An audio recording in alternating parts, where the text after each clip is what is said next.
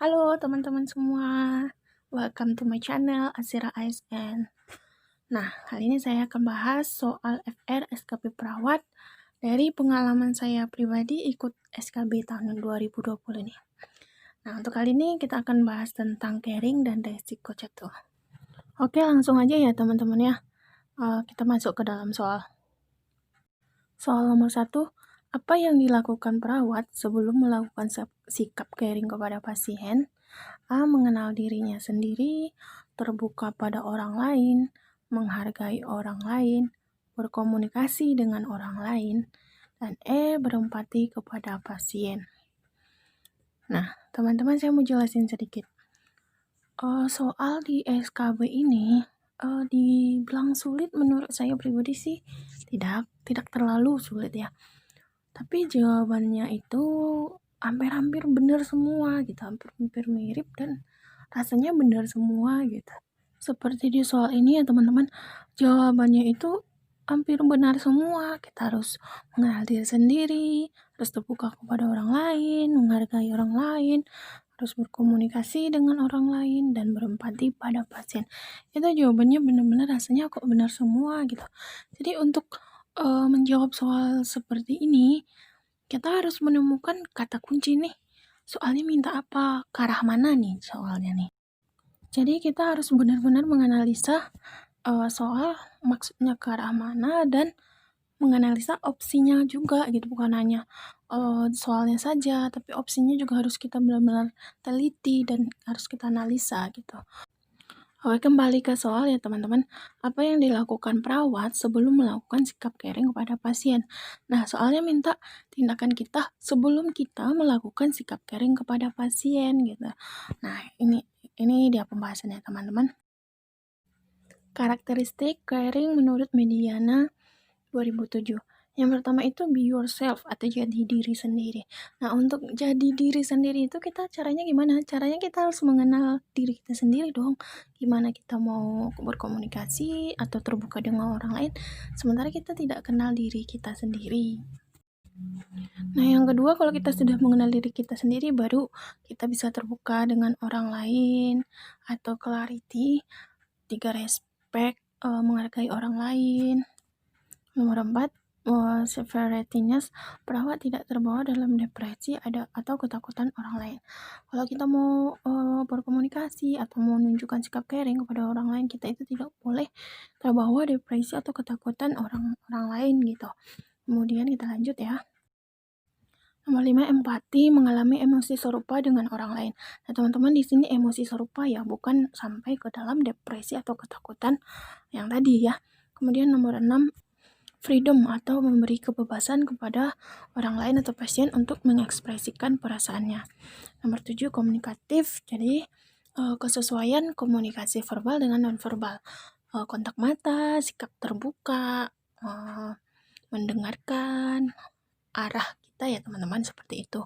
Nah, ini kata-kata kunci ya untuk mempermudah mengingat.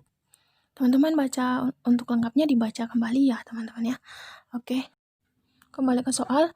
Jadi yang diminta soal adalah hal yang kita lakukan sebelum melakukan sikap caring kepada pasien. Jadi jawabannya adalah benar teman-teman, A. Kenalin diri sendiri dulu. Nomor 2, seorang laki-laki didiagnosa kanker stadium akhir. Pasien tersebut mengatakan bahwa itu tidak benar. Tindakan caring sebagai seorang perawat adalah A. Menghibur klien dengan kata-kata indah. B. Mengatakan kepada klien bahwa pemeriksaan tersebut benar. C. Mengajak klien untuk menerima kenyataan. D. Membiarkan klien mengekspresikan perasaannya. E. Memenuhi semua permintaan klien. Ayo teman-teman, jawabannya apa? Oke, kita cari dulu dong kata kuncinya di soalnya ya teman-teman. Didiagnosa kanker stadium akhir. Nah, itu dia kata kuncinya. Seorang laki-laki didiagnosa stadium akhir. Nah, dia mau mengalami tahap terminal. Jadi, tindakan caring kita sebagai seorang perawat apa? Nah, ini dia pembahasannya ya teman-teman. Tahapan terminal atau menjelang ajal pada pasien. Yang pertama denial. Denial itu ada pasien mengatakan itu tidak benar, itu salah, itu bukan saya. Nah, itu kata-kata kunci yang diucapkan oleh pasien. Nah, pada tahapan ini kita sebagai perawat, tindakan kita bagaimana? Yang pertama itu adalah memberikan kesempatan kepada klien untuk mengungkapkan perasaannya. Ini paling penting ya teman-teman. Kalau pasien di dalam tahap denial atau tahap penolakan, kita harus memberikan kesempatan kepada klien untuk mengungkapkan perasaannya. Nomor 2, menunjukkan sikap mendengarkan dengan baik. Ini yang tadi ya teman-teman ya, komunikatif yang non-verbalnya. Jadi kita harus menunjukkan sikap kita mendengar dengan baik, kontak mata, sikap terbuka. Oke. Nomor 3, berbicara kepada pasien ketika sudah siap. Pada pasien denial, mereka itu penolakan. Jadi kita itu benar-benar harus bicaranya atau komunikasi setelah pasien itu merasa sudah siap atau sudah mau mendengarkan kita. Kemudian anger atau marah. Nah, di sini sikap kita bagaimana? Mendorong pasien mengungkapkan rasa marah secara verbal ya teman-teman ya. Kemudian memberi kesempatan kepada pasien menangis atau mengekspresikan kemarahannya berupa tangisan. Kemudian tetap mendengarkan kemarahan verbalnya ya teman-teman. Jadi pada tahapan anger ini penting banget nih. Kita itu harus tetap mendengarkan apa yang diucapkan oleh klien atau kemarahannya yang verbal ya teman-teman. Kemudian ke bargaining atau tawar-menawar. Kata kunci dari bargaining atau tawar-menawar ini, pasien selalu mengatakan seandainya, andaikan, atau jika. Misalnya, seandainya saya tidak terkena penyakit kanker ini, saya akan lama menemani anak saya. Andaikan saya tidak terkena penyakit ini, saya bisa jalan-jalan, saya bisa bermain dengan cucu. Jika saya punya banyak waktu, saya ingin berkumpul dengan anak-anak, saya ingin pergi ke kampung, dan lain-lainnya. Tindakan caring kita di sini bagaimana? Berusaha memenuhi keinginan dan harapan klien tadi. Harapan-harapan yang memungkinkan, misalnya berkumpul dengan keluarganya, atau kalau memungkinkan untuk berdiskusi pulang kampung atau sebagainya. Itu ya teman-teman ya. Kemudian apalagi menggali hal positif dan dukungan positif yang dimiliki klien. Menggali hal-hal yang mana yang masih positif. Misalnya klien masih bisa nih ngerjain ini, atau klien masih bisa melakukan hal yang seperti ini, maka kita gali dan fasilitasi pasien.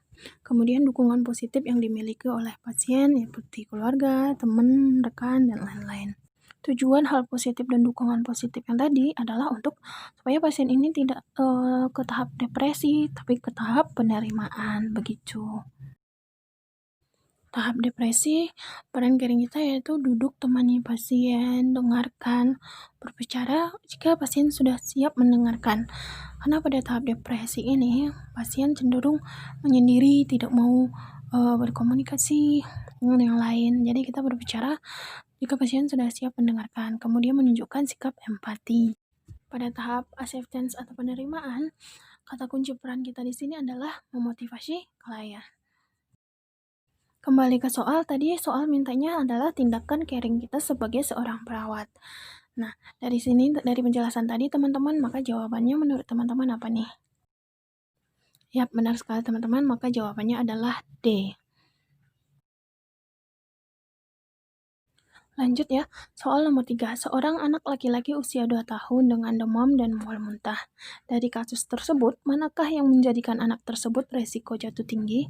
A. Mual dan muntah ditambah dengan demam. B. Umur 2 tahun. C. Jenis kelamin laki-laki. D. Mual muntah. E. Demam.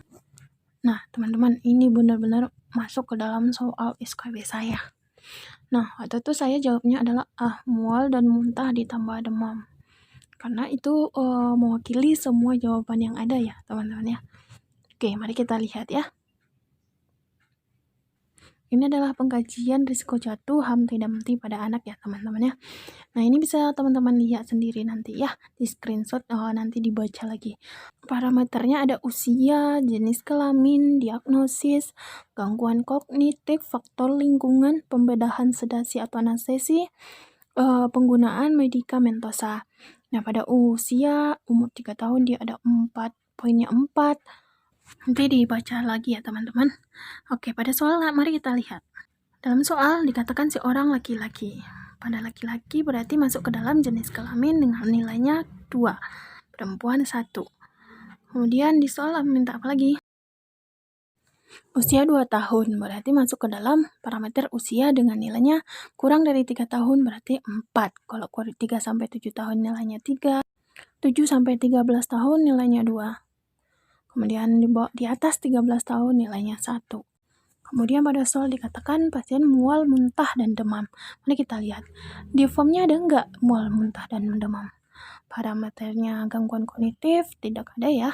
Jadi mual, muntah, dan demam itu tidak termasuk ke dalam risiko yang menyebabkan pasien jatuh ya teman-teman. Nah, jadi jawabannya apa nih teman-teman? Jawabannya yaitu, ya benar sekali, B, umurnya 2 tahun dengan nilai tadi adalah 4. Semoga nanti teman-teman pada saat ujian SKB jawabnya benar ya. Amin. Kita lanjut. Tuan A dirawat di ruangan ICU setelah terjatuh di kamar mandi. Setelah diperiksa, ternyata pasien juga didiagnosa DM. Pasien mengalami penurunan kesadaran delirium. Pasien bed rest, semua ADL dibantu oleh perawat. Pasien terpasang infus RL 20 TPM. Dari kasus tersebut, manakah yang menyebabkan pasien risiko jatuh tinggi? Nah teman-teman, ini benar-benar saya dapat di soal SKP saya. Cuman soalnya itu lebih singkat dan lebih sedikit. Ini sengaja saya panjangkan supaya bisa mewakili nanti semuanya penjelasannya ya teman-teman ya.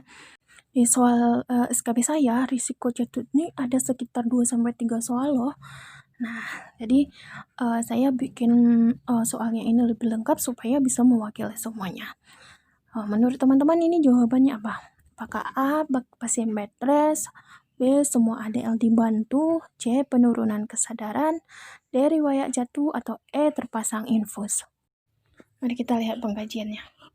Ini dia. Ini adalah pengkajian risiko jatuh pada pasien dewasa atau skala Morse.